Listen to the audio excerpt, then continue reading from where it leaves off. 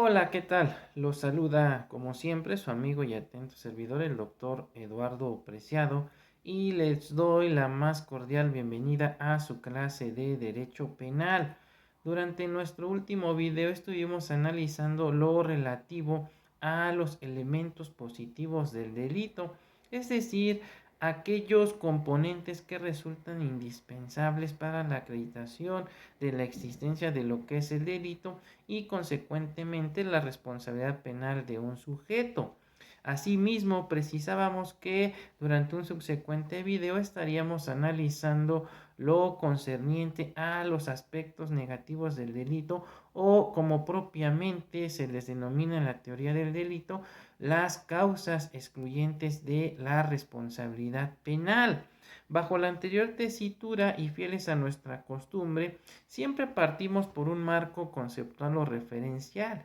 y en ese orden de ideas podemos precisar que entendemos por aspectos negativos del delito o causas excluyentes de la responsabilidad penal a aquellas condiciones excepcionales que concurren dentro de la realización de una conducta considerada como delito y por las cuales se estima que ésta ha dejado de ser delictiva, ya sea porque se actualiza una ausencia de voluntad o lo que es lo mismo la ausencia de conducta, o bien porque la conducta desplegada por el sujeto no encuadra la perfección en el tipo penal que previó el legislador, por lo que se presenta una ausencia de tipicidad o lo que es lo mismo la tipicidad o se actualiza una causa de ilicitud a la conducta desplegada por el sujeto activo, es decir, una causa de justificación, o bien porque no se acredita la responsabilidad penal del sujeto al cual se le atribuye el delito en virtud de actualizarse lo que se conoce como una causa de inculpabilidad. En concordancia con lo anterior y recordando un poco de lo que analizamos durante nuestro primer video, señalamos que como presupuesto del delito se requiere entonces la realización de una conducta, es decir, esta última es considerada como el presupuesto del delito. Consecuentemente, la ausencia de la conducta es el primero de los aspectos negativos del delito, o mejor dicho, impeditivos de lo que es la formación de la figura delictiva, por ser la actuación humana, ya sea en su carácter positivo o negativo, la base o presupuesto legal indispensable para la existencia de un delito. La ausencia de conducta es entonces considerada como una causa de exclusión de la responsabilidad penal. Bajo la anterior tesitura habrá entonces situaciones en las cuales la conducta del individuo sea realizada de manera involuntaria en un sentido estrictamente jurídico penal, y todo ello en virtud de que se presenta alguno de los siguientes supuestos. Los movimientos corporales realizados por el sujeto son provocados en virtud de una fuerza física irresistible proveniente de un tercero, lo que en la teoría del delito se conoce como una vis mayor, o bien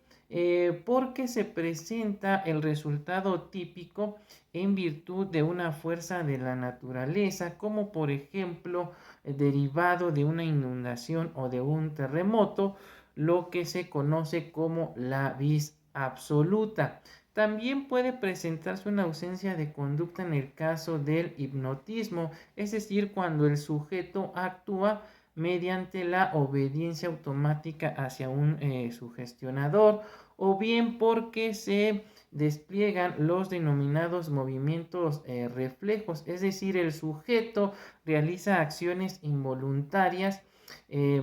que surgen como respuesta a un estímulo, como pudiera ser el frío, choques eléctricos o el fuego. Asimismo, puede presentarse una ausencia de conducta en virtud de estados fisiológicos que impiden o anulan la capacidad de movimiento, como pudiera ser una parálisis, la fiebre alta, los estados del sueño, el sonambulismo, los desmayos y algunos otros casos de absoluta inconsciencia. Así, por ejemplo, podemos precisar el caso del sujeto que se encuentra en el interior de su vehículo estacionado o en alto total, esperando a que cambie la señal luminosa roja al verde para poner en marcha su vehículo, cuando de forma intempestiva es proyectado por un segundo vehículo, eh, el cual venía siendo conducido por otro sujeto a exceso de velocidad, y quien, al no llevar la velocidad y la distancia prudente para alcanzar a frenar en el momento en que frenara el vehículo que le precedía, pues impacta y proyecta en este caso al sujeto que estaba en alto total. Sin embargo, no le podemos atribuir el resultado típico en este caso al conductor, que no desplegó ningún movimiento de manera voluntaria, ya que su actuar se encontraba ajustado a derecho. Consecuentemente, quien deberá responder en este caso por el resultado producido es el segundo sujeto, quien no guardó la velocidad ni la distancia pertinente para alcanzar a frenar, y mientras que el sujeto que estaba actuando conforme a derecho será excluido de la responsabilidad penal por una ausencia de conducta en virtud de haberse presentado una fuerza física irresistible, o, como lo habíamos precisado, una vis mayor. Ahora bien, para que la conducta desplegada por el sujeto pueda ser penalmente relevante, pues la misma debe estar previamente descrita como delito por la ley penal a través de lo que se conoce como el tipo penal. Es decir, si una conducta no encuadra a la perfección en una descripción legal, la conducta desplegada entonces por el sujeto de ninguna forma constituirá delito, por lo que pudiera haber conducta pero no tipicidad, y consecuentemente dicha conducta no puede ni debe ser sancionada como delito. Es decir, cuando la conducta de un sujeto no encuadra a la perfección en la hipótesis de conducta y sanción que describió el legislador, simple y sencillamente no habrá lugar a la imposición de sanción alguna. Esto en virtud de que se actualiza un aspecto negativo del delito, como lo es la ausencia de tipicidad o la atipicidad, ya que este resulta ser el aspecto negativo de la tipicidad. Ahora bien, la tipicidad o ausencia de tipicidad consiste entonces en el no encuadramiento de la conducta realizada por el sujeto al que se le atribuye una determinada conducta considerada como delito. Y en ese orden de ideas es importante precisar que la tipicidad puede presentarse a través de dos formas, a saber, en primera instancia existe lo que se conoce como la tipicidad relativa, y en segundo lugar lo que se denomina como la atipicidad absoluta o ausencia de tipo. La atipicidad absoluta o ausencia de tipo se presenta cuando no existe encuadramiento con ninguno de los elementos del delito, es decir, no se acredita la existencia de ninguno de los elementos de la descripción legal, precisamente porque la conducta que se le atribuye a un sujeto no encuadra en forma absoluta con la descripción legal que hace el legislador, o bien porque de ninguna forma dicha conducta es constitutiva de delito, precisamente por no estar regulada y sancionada como delito. En consecuencia, pues hay ausencia de tipo. Ahora bien, la atipicidad relativa se presenta cuando falta algún elemento del tipo penal. ¿Cómo pudiera darse en el caso de la ausencia de una calidad específica en el sujeto activo al que se le atribuye el delito, tal y como pudiera ser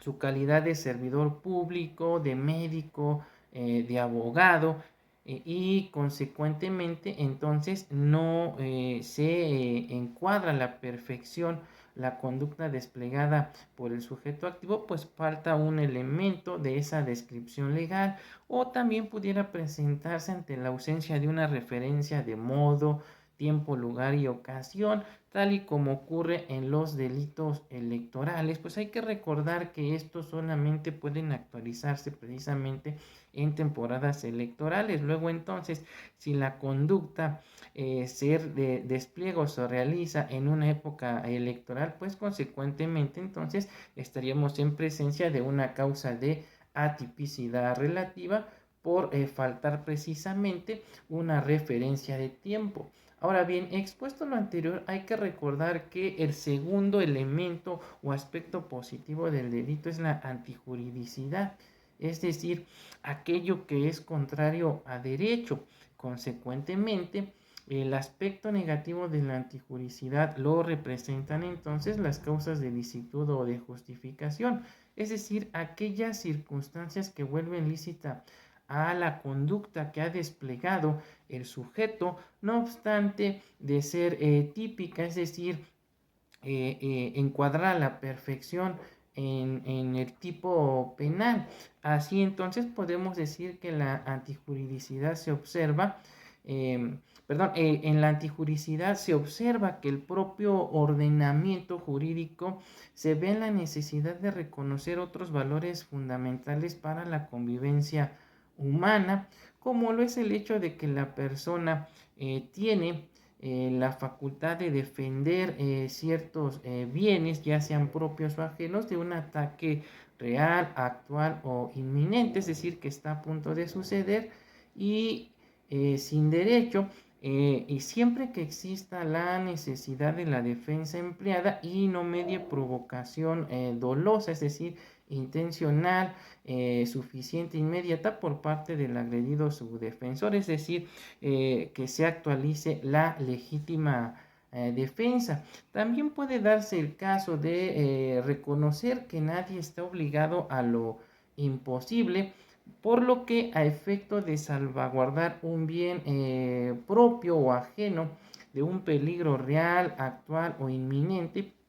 se lesione a otro bien, pero de menor valor, siempre que el peligro no sea evitable por otros medios y el sujeto no tuviere el deber jurídico de afrontarlo, es decir, actuar bajo lo que se conoce como un estado de necesidad justificante. Asimismo, se puede presentar una causa de justificación cuando dentro de ciertas circunstancias el Estado, en su carácter de mandatario de la sociedad para la salvaguarda de sus intereses, no le es posible atender a esta circunstancia, por lo que se ve la necesidad de reconocer que una persona, en cuanto miembro de una comunidad social, tiene la obligación de defender ciertos bienes en virtud de su empleo, cargo o comisión que desempeña, siempre que exista la necesidad racional de la conducta empleada para cumplir con el deber que la ley le impone, es decir, actuar bajo lo que se conoce como el cumplimiento de un deber. O bien también pudiera suceder que un sujeto, a efecto de no permitir que sus bienes le sean afectados, realice una determinada acción u omisión atendiendo a su derecho, siempre que exista la necesidad racional de la conducta empleada para cumplir con dicho derecho, es decir, el sujeto actúa bajo lo que se conoce como el ejercicio de un derecho.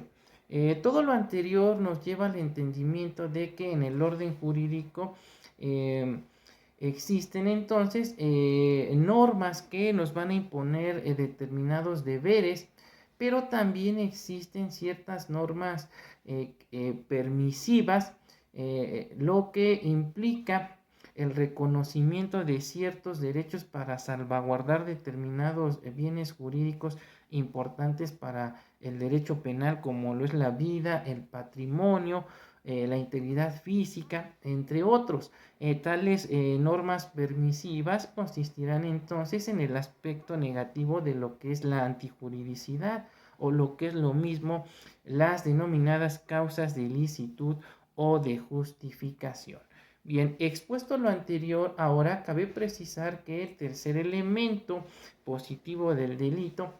es precisamente la culpabilidad, la cual definimos en su momento como la responsabilidad penal de un sujeto. Es decir, cuando a una persona se le puede reprochar su actuar al no haberse conducido conforme a derecho. No obstante lo anterior, para ser penalmente responsable una persona, señalamos también que primeramente se debe constatar la existencia de lo que se conoce como el presupuesto de la culpabilidad, es decir, la imputabilidad, la cual se actualiza cuando precisamente un sujeto cuenta con el mínimo de capacidad física y psíquica para hacerle responder penalmente por sus actos, lo que implica desde luego que cuente con la edad mínima fijada por la ley, que en el caso del Estado mexicano son los 18 años de edad, así como no padecer ninguna clase de trastorno mental, de tal manera que este sujeto tenga la capacidad de comprender lo ilícito de su conducta y por ende está en condiciones de actuar de acuerdo con esa comprensión, o lo que se denomina la conciencia de la antijuridicidad y la no exigibilidad de otra conducta. De lo anterior se desprende entonces que el aspecto negativo de la imputabilidad entonces es la inimputabilidad, la cual puede ser definida como la ausencia de querer y entender en el ámbito del derecho penal. Esto en virtud de que el sujeto padece de algún trastorno mental o presenta un desarrollo intelectual retardado, o bien porque no cuenta con la edad mínima requerida por la ley penal, que ya precisamos son 18 años de edad. En este caso, a no ser que el sujeto se haya provocado dicha incapacidad, ya sea de forma intencional o de manera culposa, pues en tales casos deberá responder por el resultado producido con su conducta. A esto se le conoce como la acción libre en su causa, es decir, cuando un sujeto de manera intencional o de manera culposa provoca su inimputabilidad. Por ejemplo, cuando consumió estupefacientes o alguna sustancia que disminuyó su capacidad de comprensión. Ahora bien, si la capacidad del sujeto se encuentra considerablemente disminuida, es decir, estamos en presencia de lo que se conoce en la teoría del delito como la inimputabilidad disminuida, esto en razón de un desarrollo intelectual retardado o por un trastorno mental, al sujeto no se le eximirá de su responsabilidad penal, sino que en este caso tan solo se le impondrá una parte de la pena o medida de seguridad que corresponda al delito